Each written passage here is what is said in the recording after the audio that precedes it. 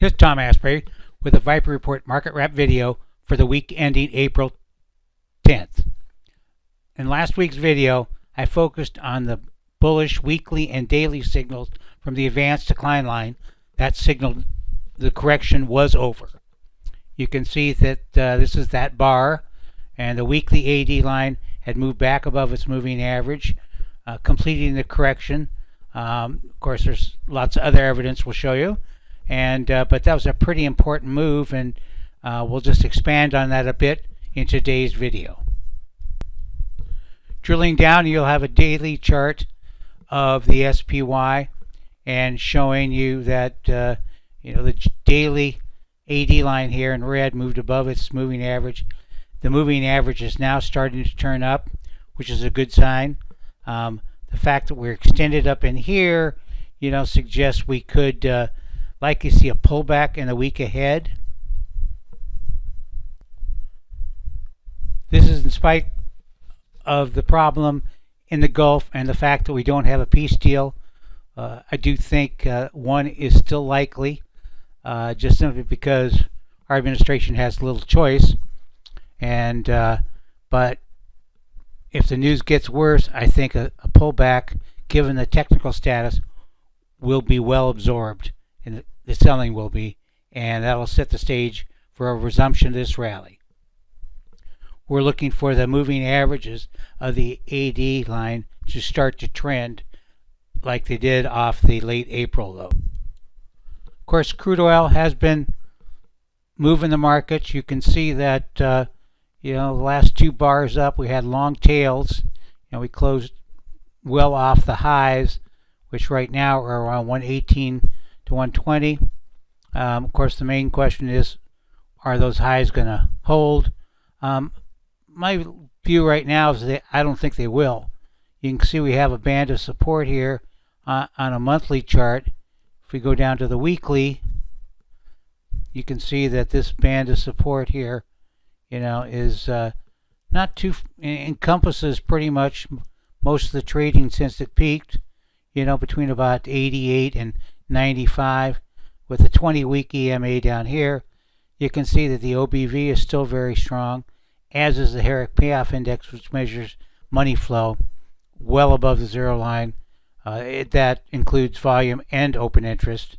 So I'm not sure we're done there. If we look at a weekly, or a daily rather, you can see a little more fine tuning here, and the daily has just dropped back to zero. So we'll be watching this, obviously.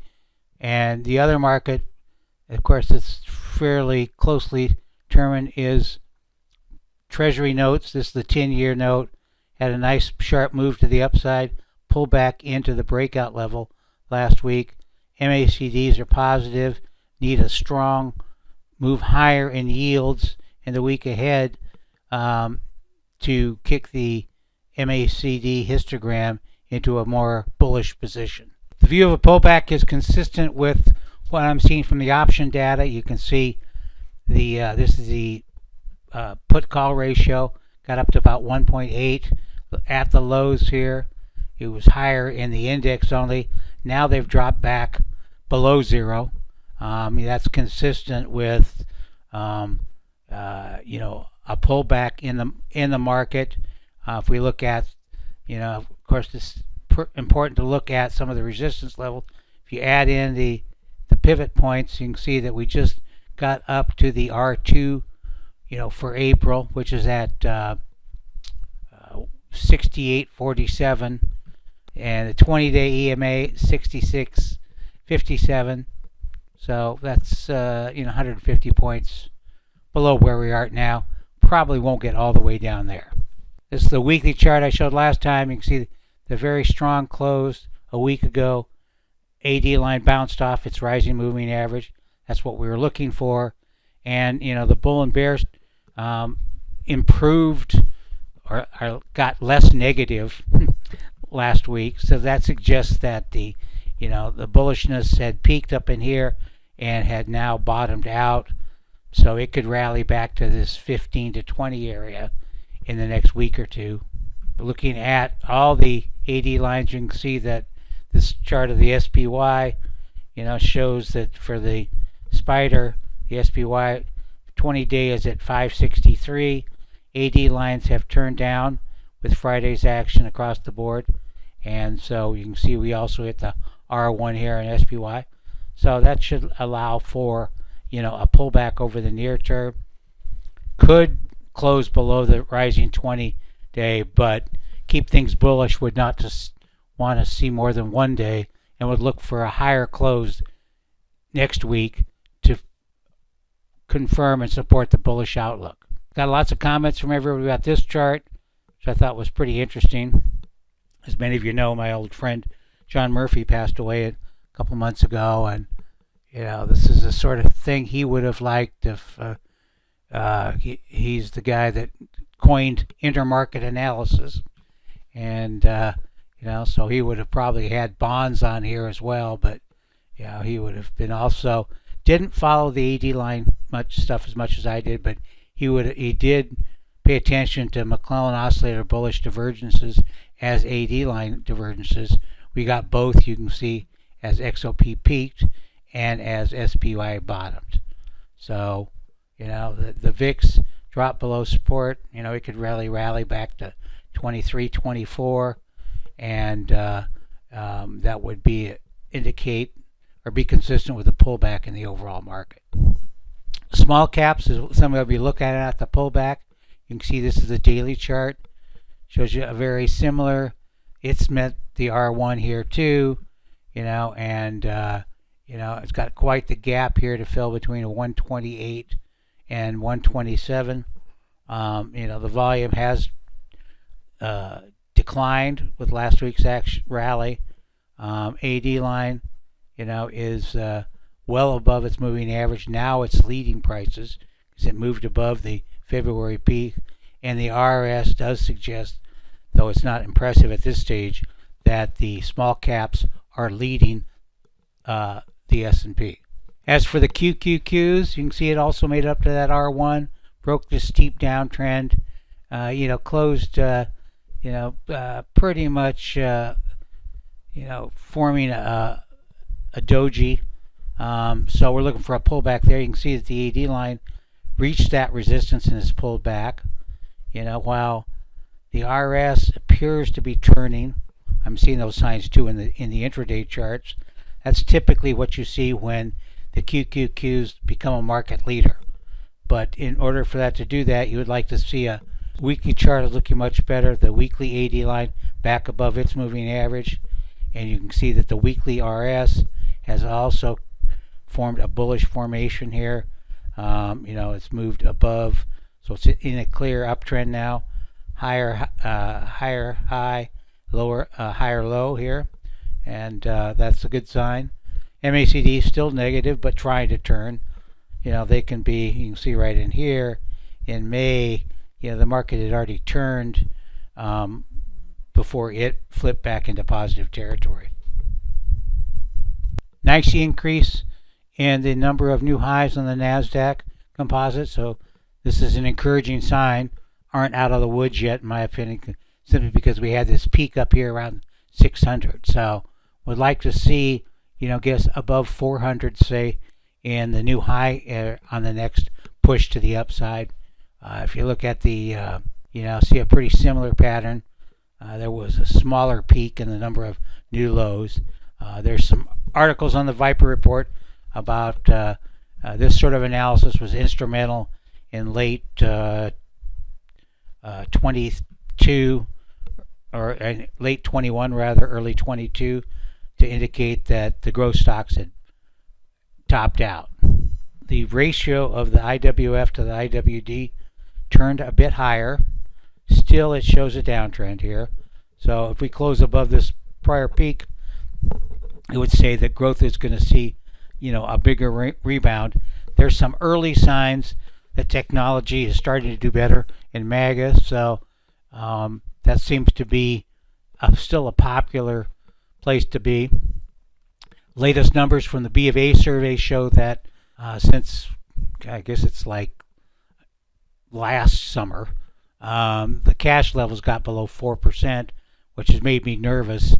And, They had moved up to 4.8% during the sell-off in 2025, and now they're back to that 4.8 level also after the decline we've had so far this year. So that's where the level is high enough to support a resumption of the rally, so that is consistent.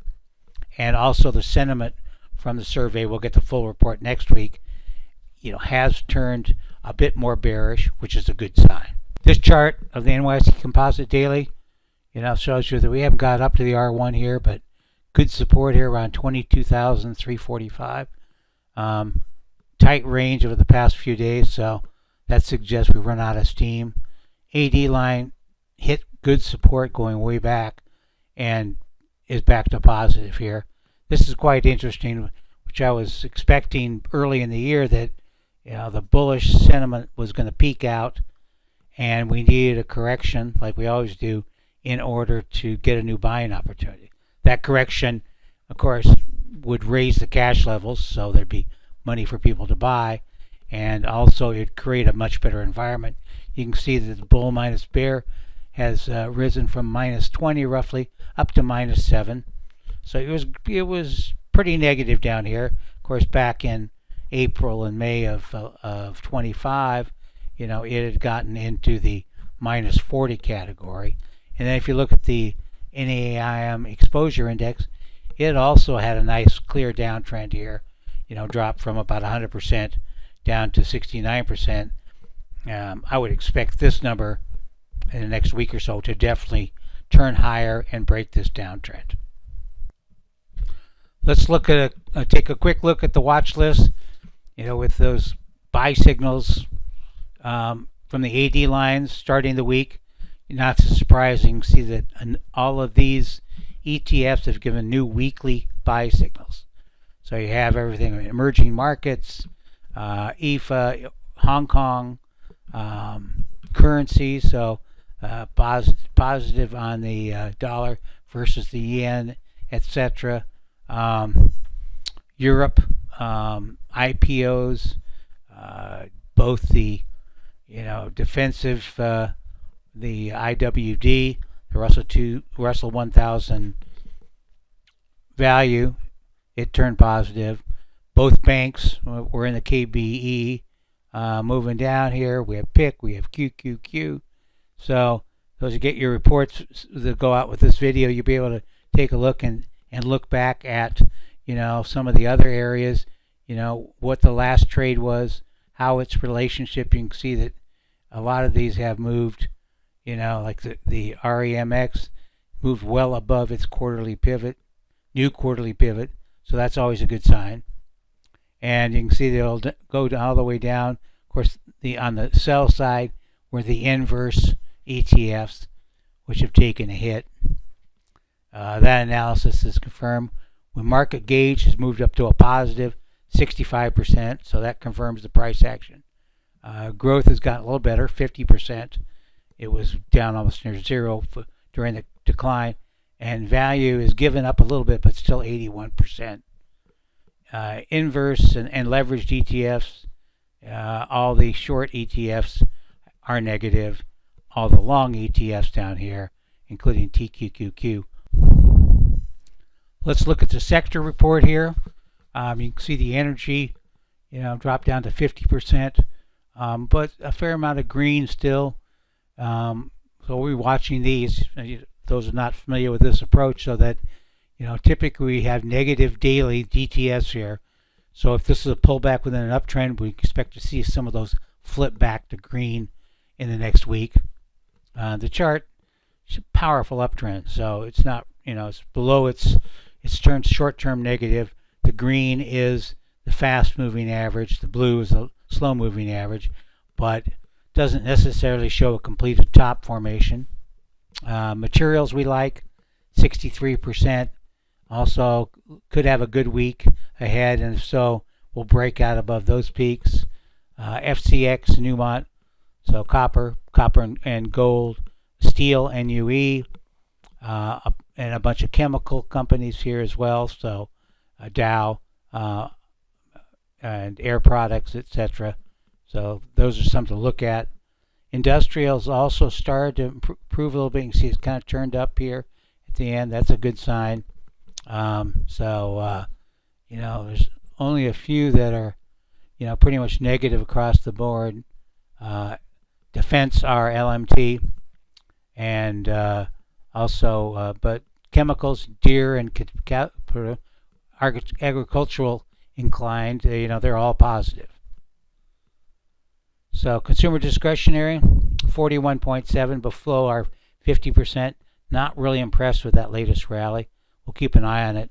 Healthcare has been quite the ride. It did bounce in the last week or so after it hit major support. You can see the RS pattern here needs help, and there's still United Healthcare back to weekly. So this bag is sort of, I mentioned, I think we need to see a much stronger or further rally in the XLV to suggest that the selling is over.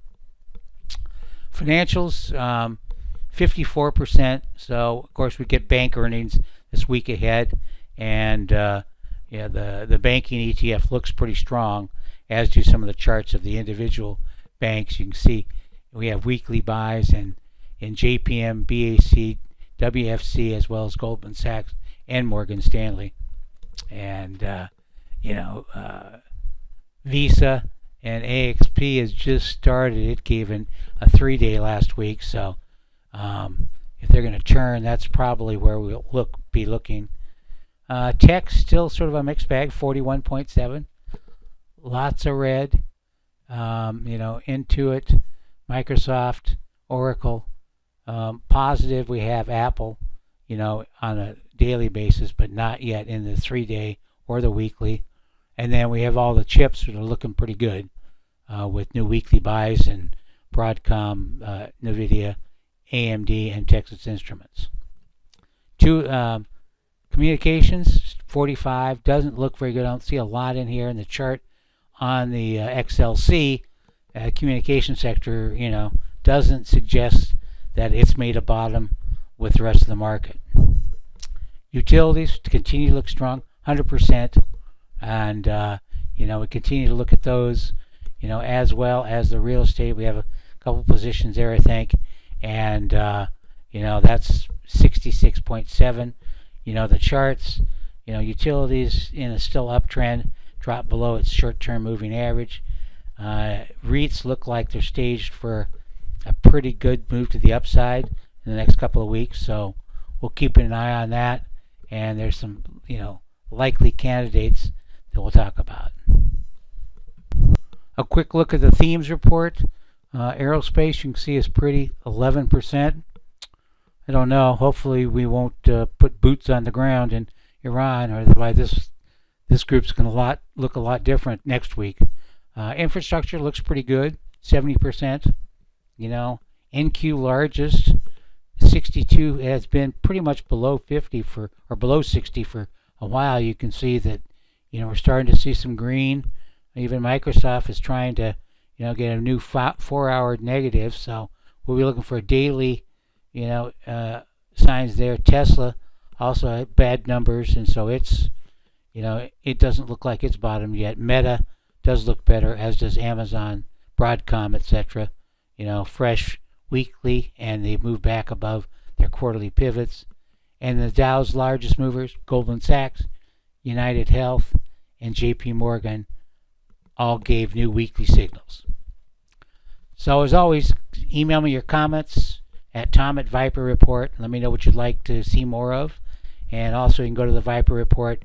You'll see some more reports on some of our positions. We've had some very nice results in individual stocks, and we're building the ETF portfolio back. So we'll be looking to add to that in the week ahead. Thank you very much for tuning in.